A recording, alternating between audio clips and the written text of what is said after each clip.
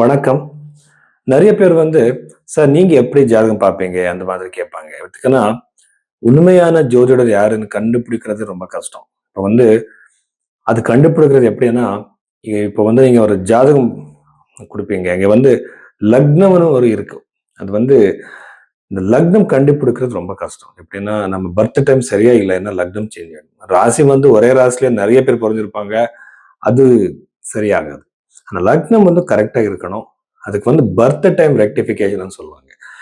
நீங்க குடுத்திருக்கிற டைம் வச்சு உங்க ஜாதகம் சொல்லக்கூடாது.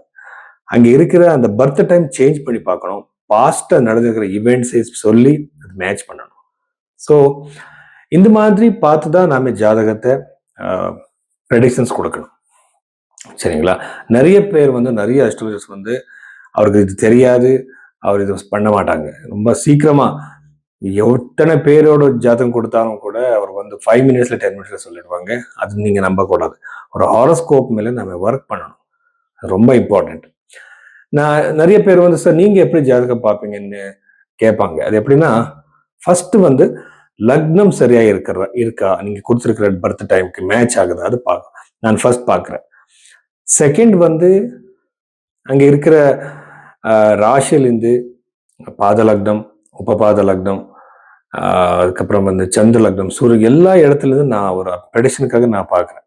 பார்த்ததுக்கு அப்புறம் கை ரேகையில இருக்கிற லைன்ஸ் அந்த இவெண்ட்டை இண்டிகேட் பண்ணுதா அதை நான் பார்க்குறேன். இங்க சைனீஸ் பாமிஸ்ட்ரி, இந்தியன் பாமிஸ்ட்ரி, நாடி பாமிஸ்ட்ரி எல்லாமே இருக்கு. பிரஸ்னம் பார்க்குறேன். இந்த ஹோராரி அஸ்ட்ராலஜர் சொல்லுவாங்க. பிரஸ்னத்துல நான் ஃபைனலைஸ் பண்ணிடுறேன். ஸோ இந்த இவெண்ட் கண்டிப்பா நடக்கும். ஸோ இந்த மாதிரி நான் ஸ்டெப் பை ஸ்டெப் சயின்டிஃபிக்காக போகிறேன். அதுக்கப்புறம் இதில் வெறும் நான் விம்சோத்தர தசை மட்டும் யூஸ் பண்ண மாட்டேன்.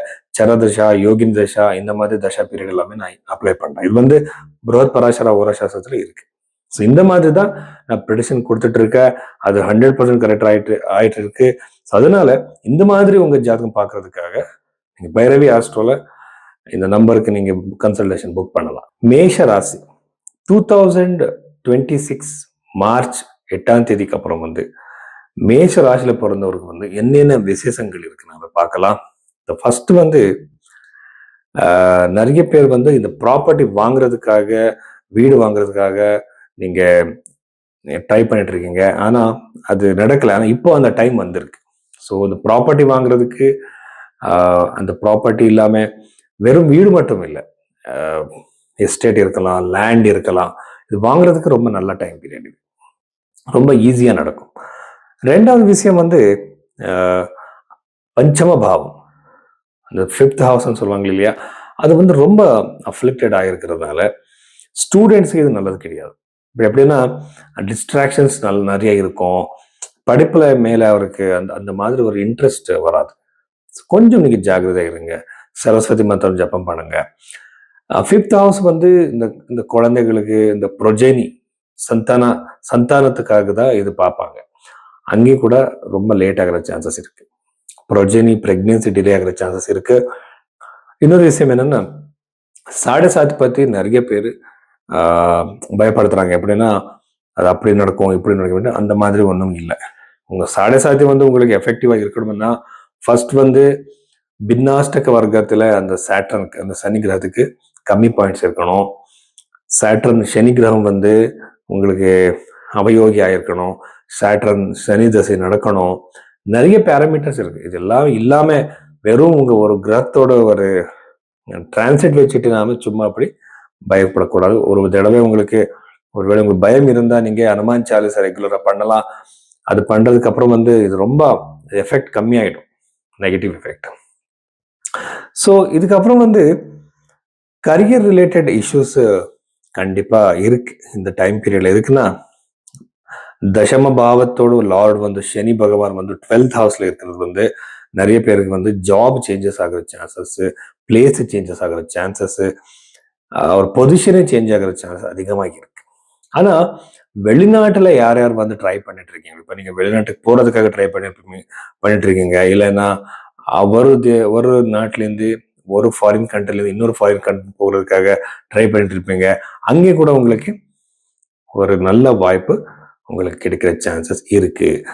வெளிநாட்டு ஜாப் தேடி போறவருக்கு. அது எல்லாமே யார் யார் வந்து இந்த கவர்மெண்ட் ஜாப்ல இருக்கலாம், பிரைவேட் ஜாப்ல இருக்கலாம், நீங்க டிரான்ஸ்ஃபருக்காக நீங்க ட்ரை பண்ணிட்டு இருந்தா இங்க கூட ரொம்ப நல்ல சான்ஸ் உங்களுக்கு இருக்கு. திருமண யோகம் கண்டிப்பா இருக்கு. ஒரு ரொம்ப நல்ல சம்பந்தம் கிடைக்கிற சான்சஸ், திருமணம் ஆகிற சான்சஸ், ஒரு நல்ல ஒரு ப்ரப்போசல் வர்ற சான்சஸ் அதிகமாகவே இருக்கு. ஆனா யார் யார் லவ் இஷ்யூஸ் லவ் பண்ணிட்டு இருக்கீங்களோ அவர் எல்லாருக்குமே இந்த இந்த மேச ராசியில பிறந்தவருக்கு வந்து கண்டிப்பா ஏதாவது ஒரு சின்ன சின்ன மிஸ் அண்டர்ஸ்டாண்டிங்ஸ் வந்து பிரேக்கப் ஆகிற சான்சஸ் அதிகமாகவே இருக்கு. ஜாகிரதையா இருங்க. உங்க பேச்சு மேல, உங்க வார்த்தை மேல கண்ட்ரோல் வச்சுக்கிறது ரொம்ப இம்பார்ட்டன்ட். ஸோ இந்த எல்லா விஷயங்கள் இருக்கு. அது இல்லாம யார் யார் வந்து புதுசான பிசினஸ் பண்றதுக்காக, தொழில் பண்றதுக்காக முயற்சி பண்ணிட்டு இருக்கீங்களோ, யோசிச்சுட்டு இருக்கீங்களோ, அவர் எல்லாருக்குமே இது ரொம்ப நல்ல நேரம். ஸோ இது யூஸ் பண்ணிக்கோங்க. கண்டிப்பா இந்த டைம் பீரியட்ல உங்க ஃபைனான்சியல் சக்சஸ் இருக்கும். கடன் பிரச்சனையில் வெளியே வர்றதுக்காக கண்டிப்பா வழி உங்களுக்கு கிடைக்கும். ஸோ நீங்க வெயிட் பண்ணுங்க. சக்சஸ் 100% இருக்கு மேஷ ராசியில பிறந்தவருக்கு.